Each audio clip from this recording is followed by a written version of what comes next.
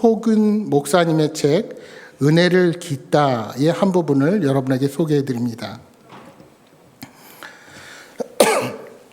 주일 예배를 다 마치고 식사 후에 잠시 쉬는데 두 손자 녀석이 난리법석이다. 덩달아 딸아이도 얼굴이 붉어져 두 녀석을 앉혀놓고는 혼을 낸다. 둘째 놈이 제 형의 물건을 망가뜨린 모양이다. 딸아이가 형이 좀 이해해줘야지 했더니 눈물 많은 이 녀석이 대번에 엉엉 울기 시작한다. 손을 잡고 방으로 데려가 무릎에 앉히고는 달래며 이렇게 물었다. 하나님이 너를 보시면 뭐라고 하셨을까? 평소 큰 녀석의 심성으로 볼 때 예상되는 답이 있었다. 그런데 녀석이 불쑥 이런 말을 한다. 하나님도 화를 내셨을 거야. 내가 이렇게 화가 나는데 당연히 하나님도 진짜 화 나셨을 거예요. 이제 내 동생은 큰일 난 거야. 별로 안 웃으시네요.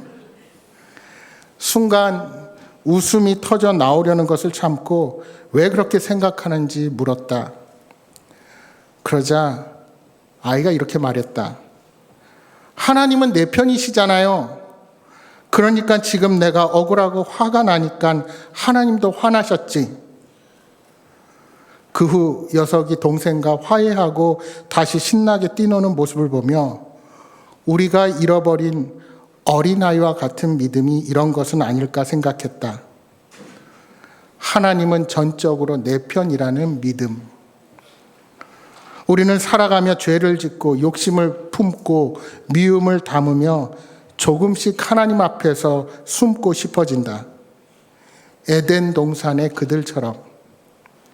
하나님이 온전히 내 편이라는 믿음을 갖지 못하고 그분의 품에서 멀어지고 그분의 시선에서 숨고 적당한 선에서 불안하게 신앙을 유지하며 살아갈 때가 있다. 하지만 기억하자. 하나님은 언제나 내 편이라는 것을, 우리와 함께 하신다는 것을 말이다. 이 세상 모든 사람이 나에게 등을 돌리고 그들의 잣대로 나를 저울질하고 힘들게 할 때 단 1초도 나에게서 눈을 떼지 않으시고 나를 붙들고 계시는 그분의 손길을 기억하자. 여러분, 하나님의 자녀인 우리는 늘 하나님의 인도하심과 보호하심 속에서 살아가는 자들입니다. 따라서 때로는 그 하나님이 나를 위해 아무런 일을 하시지 않아 보여도 여러분이 지금까지 살아온 날들을 돌아보고 내게 어떤 일이 있었나를 생각해 볼 때 우리를 위해 역사하셨던 하나님의 모습을 발견하게 됩니다. 오늘 본문 시편 44편을 시작할 때 표제가 있습니다. 고라 자손의 맞쓰길, 인도자를 따라 부르는 노래라고 되어 있습니다. 이 시편은 대적들의 침입으로 국가적인 위기를 맞이한 이스라엘을 바라보면서 고라 자손들이 하나님께 드리는 공동체적인 탄원시입니다. 여러분, 탄원이 무엇입니까? 탄원이라는 것은 누군가에게 자신의 사정을 하소연하며 도와주는 것을 바라는 것이 탄원입니다. 그러니까 이 시를 혼자 고백하는 것이 아니라 공동체가 함께 모여서 신앙을 고백하며 하나님께 도와달라는 것입니다. 여러분, 우리가 살다 보면 억울한 일을 만나고 내가 잘못한 것도 없는데 어려움을 당하고 고통을 겪을 때가 있습니다. 여기는 우리 어린 친구들 억울한 일을 겪거나 다른 사람이 여러분을 괴롭힐 때 여러분 어떤 행동 취하십니까? 나도 상대방을 괴롭히고 때리고 복수합니까? 아마 그러면 억울하지는 않을 것 같아요. 그런데 문제는 내가 상대하기 힘든 아주 힘센 상대가 그래서 내가 대항도 하지 못하고 내 스스로 해결할 능력이 없어서 답답하고 억울할 때가 있기 마련입니다. 그럴 때 힘 있는 누군가를 찾아가서 억울함을 말하지 않습니까?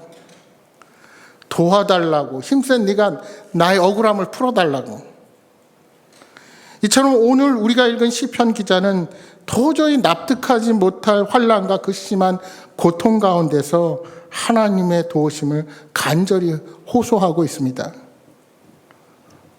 그런데 여러분이 꼭 아셔야 할 것이 있습니다. 우리가 상대방에게 무언가를 부탁하려면 그 사람이 가진 능력과 힘을 신뢰해야 하지요. 그를 통해서 어떤 일이 가능한지, 그가 정말 이 문제를 풀어갈 능력이 있는지 확신하지 않으면서 그에게 부탁하고 의지하는 것은 내 스스로가 그 문제를 풀어가려는 의지가 없는 것과 마찬가지입니다. 그래서 먼저 우리는 내가 부탁하려는 사람이 어떤 일을 했는지, 그가 어떤 해결의 능력이 있는지, 과거 그의 경험을 높이 사고 칭찬하며 그 노하우를 배우는 것이 그 문제 해결의 시작점이 되어야 합니다. 여러분, 보통 회사에서 사람을 뽑을 때 이력서를 보죠. 그 이력서 안에는 그동안의 학력, 이 친구가 어느 학교에서 공부를 했고 무엇을 전공했는지 그 안에 적게 되어 있습니다. 그리고 어떤 경험을 하고 어떤 능력을 가지고 있는지 소위 말하는 스펙도 적습니다. 자격증은 있는지, 나만이 가진 독특한 경력이 있는지, 자신이 과거 어떤 길을 걸어왔는지를 자세하게 적습니다. 여러분, 그것이 왜 중요합니까? 그 사람의 과거, 그 사람의 개인적인 히스토리를 알아야 이 사람에 대한 미래에 대한 예측, 이 사람이 회사에서 어떤 일에 기여할 것인지 예측이 가능하기 때문입니다. 그래서 필요한 것이 과거의 역사입니다. 근데 오늘날 문제가 무엇일까요? 대부분 많은 사람들이 그 과거를 무시하고 현재 문제 해결책을 그저 현재에서만 찾으려 합니다. 그런데 여러분, 사실 우리를 당황케 하는 많은 세상의 문제들은 대부분 처음 대면하는 문제 아닙니까? 그래서 우리는 그런 문제를 만나면 어떻게 할지 몰라서 허둥대기 쉽습니다. 그때 우리는 먼저 그런 경험을 해본 사람, 또는 그렇게 그 경험은 아니더라도 어떤 어려운 난제를 극복한 사람의 이야기를 듣고 그의 경험을 경청할 수 있어야 합니다. 그래서 시편 기자는 국가적 위기의 순간에 역사 속에서 반복되었던 그 위기를 어떻게 극복했는가 하는 것을 생각한 것입니다. 그런 이유로 탄식과 간구에 앞서서 지금까지 이스라엘 백성에게 은혜를 베푸신 하나님의 역사를 떠올리고 있는 것입니다. 여러분, 출애굽한 이스라엘 백성들이 광야를 지나서 약속의 땅으로 정착한 과정을 생각해 보십시오. 하나님의 은혜 아닌 것이 하나도 없었습니다. 그들이 애굽 땅을 떠나서 가나안 땅에 입성하기까지 40년 동안 아무것도 없는 광야에서 그들은 생활했습니다. 더욱이 상식적으로 생각하면 오랜 생활, 노예 생활을 하면서 아무런 군사적인 훈련도 받지 않았던 이스라엘 민족에게 가나안 족속들은 도저히 싸워서 이길 수 없는 자들이었습니다. 그래서 가나안 땅 정탐을 하고 돌아와서 인간의 상식에 의존했던 대부분의 정탐꾼들, 10명의 정탐꾼들이 뭐라고 말합니까? 거기에는 거대한 키가 큰 거인들이 있고 그들은 우리보다 강하다. 우리는 우리 스스로 보기에도 메뚜기 같은 존재다 하고 스스로를 비하합니다. 그러나 긍정적으로 하나님이 일하심을 바라보았던 여호수아와 갈렙 두 사람은 뭐라고 보고를 합니까? 그 땅을 취하자 우리가 능히 이길 것이다. 그들은 우리의 먹이라. 여호와께서 기뻐하시면 우리를 그 땅으로 인도하여 들이시고 그 땅을 우리에게 주실 것이다. 여호와 하나님께서 오늘 우리와 함께 하신다.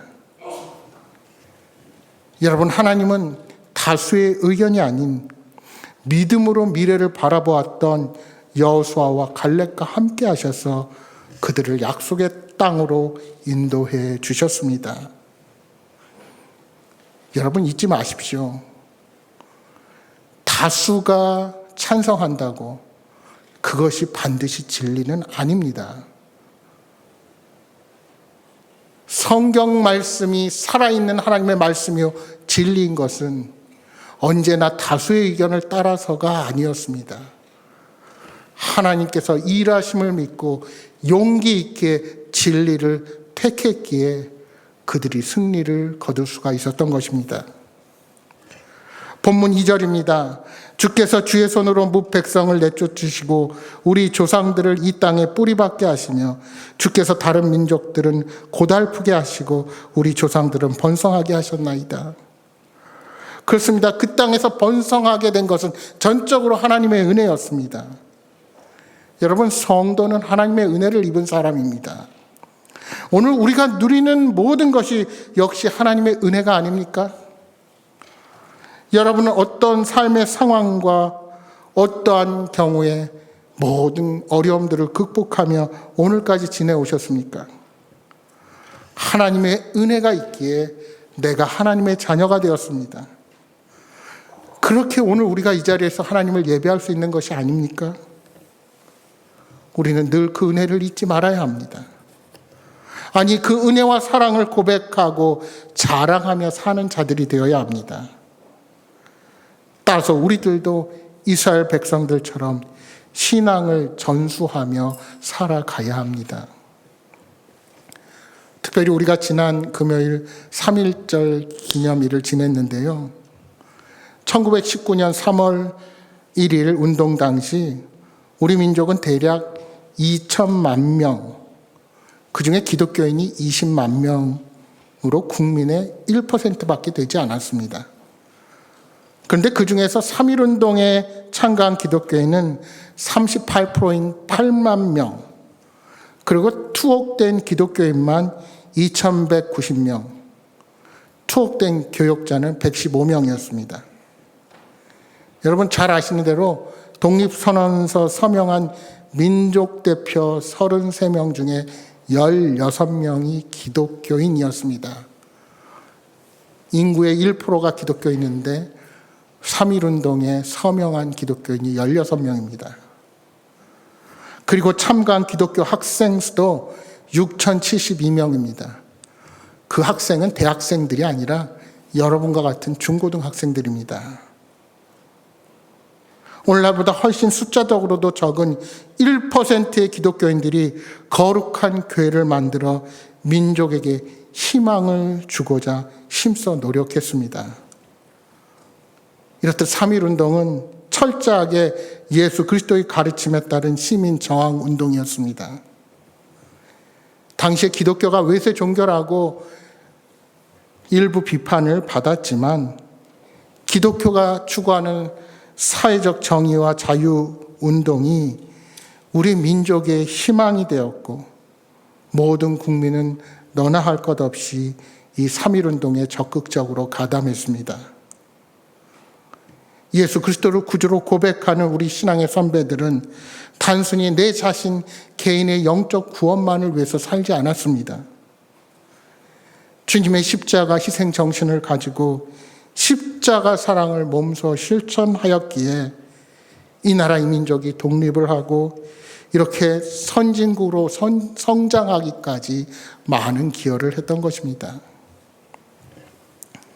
여러분, 우리나라가 기독교를 받아들이고 조선 말과 일제 침략 시기를 거치면서 독립 후에 완전히 달라진 것이 있다면 무엇일까요?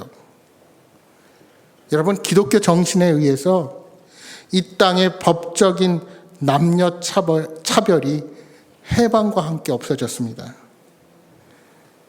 여러분, 미국이나 영국의 참정권, 여성 참정권이 언제 주어졌는지 아십니까? 여성도 1920년에 주어졌고요. 그리고 여러분 아시는 대로 참정권이 주어져도 흑인들이 완전한 그들의 권리를 찾기까지는 또 1960년대 후반까지 갈 수밖에 없었습니다. 영국도 1928년에 여성 참정권이 도입되었습니다. 프랑스의 경우는 1944년입니다. 놀라운 사실은 스위스와 같은 선진국이 여성 참정권이 도입된 것이 1971년에 처음 도입됐고요. 스위스 전체에 완성된 것은 1990년입니다. 그런데 우리나라는 1948년 제정헌법에 공의, 남녀 동등하게 참정권을 주었습니다. 여러분 얼마나 놀랍습니까? 여러분 사실 일제치하의 독립운동에 힘쓴 여러 단체들이 있었지만 우리가 말하지 않는 것이 있어요. 그 독립단체들 가운데는 양반이 주축이 된 상놈들이 주축이 된 단체가 있습니다. 소련을 통해서 공산주의가 주축이 된 단체가 있고 자유민주주의가 주축이 된 단체가 있었습니다. 그러니까 사실 해방 후에 우리가 과연 어떻게 되었을까 여러 경우의 수가 있었던 것입니다. 만약 기독교가 아니었다면 해방이 되고 대한민국 정부가 수립되어도 유교 문화가 조선시대처럼 계속 이 땅을 지배하고 남성과 여성이 밥상을 함께하지 못하는 것이 현실이 되었을지도 모릅니다. 여전히 양반계층과 평민계층이 나뉘고 백정과 같은 자들은 사람 취급을 받지 그럴 수도 있었을 것입니다. 그런데 그 무렵에 남녀가 평등하고 인간 모두는 존귀하다는 사상이 어디로부터 나왔습니까? 바로 성경의 가르침이 아니었다면 우리나라의 근대화도 늦어졌을 것이고 어쩌면 우리도 동남아시아처럼 식민지 이후의 발전이 더디었을 것입니다. 그런데 이미 구한말 조선 땅이 개화될 무렵에 기독교 사상과 선교사님들이 들어와서 복음을 전파했습니다. 여러분 우리 2년 전에 그 김제에 금산교회 가보셨죠? 예배장이 어떻게 돼 있습니까? 기역자로 돼 있어요. 왜 그렇다 그랬어요? 남녀가 유별한데 따로 앉았어요. 문화가 그랬어요. 그런 것을 하나로 만들어 놓고 백정이 사람 취급받지 못했을 때 양반과 상놈이 따로 예배드렸을 때 그것을 하나 되게 한 것이 바로 기독교 정신입니다. 아니 더 나아가 성경의 정신에 입각하여 각 개인의 자유와 평등과 소유권을 인정하는 민주주의를 택하지 않았다면 이 땅은 어쩌면 이미 공산화가 되었을지도 모릅니다. 6.25 때 공산당이 그렇게 밀고 내려서 한국을 다 잡아먹을 때 일제시대의 사고라면 어차피 땅은 일본에게 뺏긴 땅인데 내가 이 땅을 지키려고 뭘 노력하나 했었는데 왜 그들이 그 공산주의를 택하지 않았고 자유민주주의를 택할 수 있었습니까? 내 것이 생겼고 평등하고 내가 이곳에서 살아갈 수 있다는 조국에 대한 자부심이 생겼기 때문이었습니다. 따라서 오늘 저와 여러분이 누리는 이 자유, 내가 가진 권리는 단순히 대한민국 국민이 똑똑하고 우월해서 이런 결과를 가져온 것이 아닙니다. 하나님께서 이스라엘 백성들을 사랑하셔서 400년이 넘는 애굽의 노예 생활 가운데 출애굽시키고 광야 40년간 훈련시키셨던 것처럼 이 보잘것없는 땅에 이 조선 땅의 선교사들을 통해 복음이 전해지게 하시고 고난의 역사 가운데서도 말씀을 실천하며 새벽마다 주의 전을 찾아와서 기도하는 우리 믿음의 선진들이 있었기에 오늘 우리나라가 지금에 이르게 되었다는 사실을 잊어서는 안 됩니다. 여러분 세상 사람들이 아무리 기독교를 부정적으로 말하고 교회 다니는 것을 어리석게 본다고 움츠리지 마십시오. 분명한 것은 이 나라가 근대화를 하고 여기까지 변화를 가져오게 된 데에는 한국교회가 큰 기여를 하게 되었다는 것은 팩트 중에 팩트입니다. 아무리 부정하려고 해도 그것은 역사적인 사실입니다. 여러분, 대한민국이 미래를 향해서 앞으로 전진하려면 우리의 역사를 부정하고 나쁜 쪽으로 바라봐서 되겠습니까? 그런데 그 기반에 우리 기독교 정신이 있었다는 사실을 잊어서는 안 됩니다. 오늘 본문의 시인이 어려움 속에서도 선조들의 믿음의 역사를 기억하는 이유가 무엇입니까? 그는 조상들로부터 하나님께서 이스라엘 백성들을 위해 행하신 일들을 직접 듣고 배워왔습니다. 그들이 능력 있고 잘나서가 이 가나안 땅에 정착했던 것이 아니라 하나님의 택하심, 그리고 하나님의 그 약속의 성취로 은혜를 누리게 되었다는 것을 확실하게 알게 된 것입니다. 그래서 그 배움이 자신의 확고한 신앙 고백이 되어서 오늘 본문에 그 확신으로 고백을 하고 있는 것입니다. 내가 잘나서가 아니라 하나님께서 조상들을 위해 가나안 사람들을 쫓아내셨다는 것을 고백하는 것입니다. 여러분, 왜 지금도 유대인들이 세계 각지에 그렇게 흩어져 살면서도 전쟁만 나면 스스로 조국으로 달려갈까요? 그들에게는 이 선택된 하나님의 백성이라는 것과 하나님께서 우리를 지난 2000년 그리고 앞으로도 지켜주실 것이라는 확실한 믿음이 그들의 역사적 전술을 통해서 있기 때문입니다. 그들은 활과 칼의 승리가 아니라 오직 주의 오른손과 주의 팔과 얼굴의 빛으로 구원하셨다고 고백하는 것입니다. 왜요? 오직 하나님 때문입니다. 하나님께서 이기게 해주시지 않았다면 그들은 언제든지 패배했을 것입니다. 따라서 이스라엘의 영광은 오직 하나님이 베푸신 은혜의 결과인 것입니다. 따라서 하나님만이 이스라엘을 통치하시는 진정한 왕이 되십니다. 5절 6절입니다. 우리가 주를 의지하여 우리 대적을 누르고 우리를 치러 일어나는 자를 주의 이름으로 밟으리이다.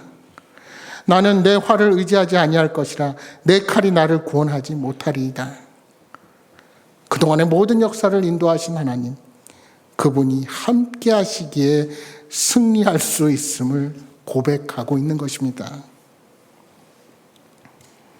하나님의 도우심 앞에 그 어떤 적수도 없는 것입니다. 그러기에 그들은 하나님을 더욱 의지할 수밖에 없습니다. 그렇습니다. 하나님께서 우리를 구원하시고 원수들에게 패배의 수치를 주십니다. 우리의 노력과 힘으로는 결코 진정한 승리와 참 기쁨을 얻을 수 없습니다.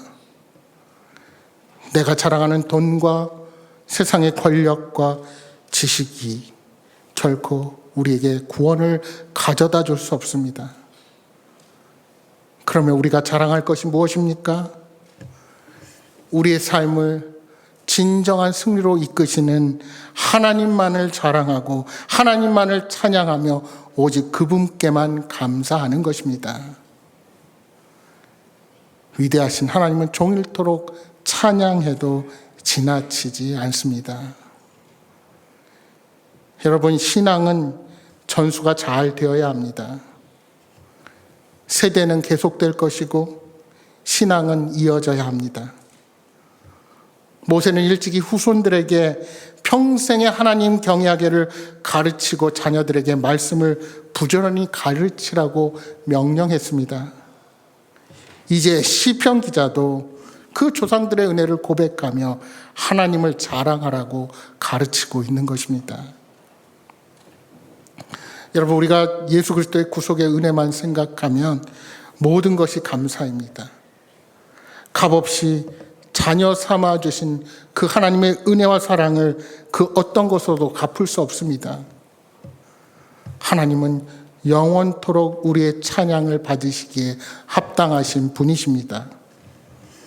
사랑하는 여러분, 그 주님이 나의 하나님 되심을 자랑하시기 바랍니다.